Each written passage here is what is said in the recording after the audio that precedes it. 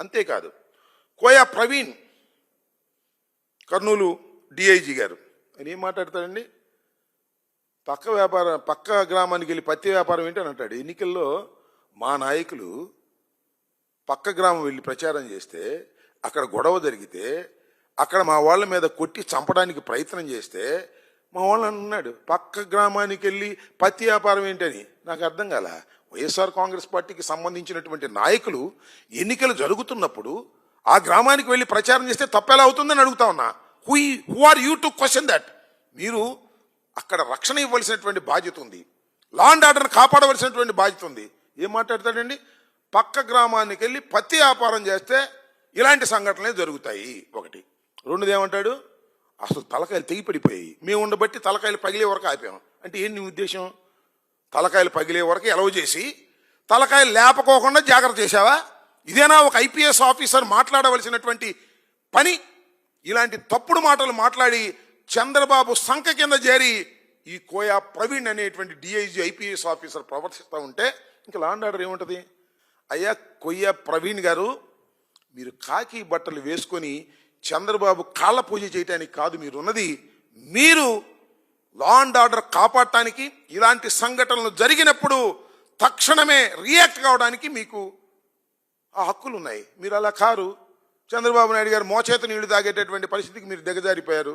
మా వాళ్ళ మీద కేసులు పెట్టారు, దెబ్బలు తగిన వాళ్ళ మీద. నేను అడుగుతా ఉన్నా, నిన్న రాము మీద అదేవిధంగా రమేష్ యాదవ్ మీద దాడి జరిగితే వాళ్ళ మీద 307 మీరు బుక్ చేశారు. ఎందుకు అరెస్ట్ చేయని అడుగుతా ఉన్నా. అంటే ఎన్నికల దాకా అరెస్ట్ చేయరా? 12వ తారీఖు పోలింగ్ అయ్యేంత వరకు వాళ్ళకి రక్షణగా మీరు ఉండేటటువంటి పరిస్థితి చేస్తున్నారు. నిన్న లిక్కర్ షాపుల గురించి కూడా చంద్రబాబు నాయుడు గారు ఒక నిర్ణయం తీసుకున్నారు. ఏంటంటే పర్మిట్ రూములు అంట. చాలా చిత్రం. అయ్యా నాకు తెలుగుతా టోటల్ లిక్కర్ స్కామ్ అంతా, టోటల్ లిక్కర్ విధానం అంతా కూడా ఫాల్స్ కాదు, స్కామ్. ఒకటి చెప్తున్నా, ఇవాళ మద్యం ఏరులై పారుతా ఉంది రాష్ట్రంలో.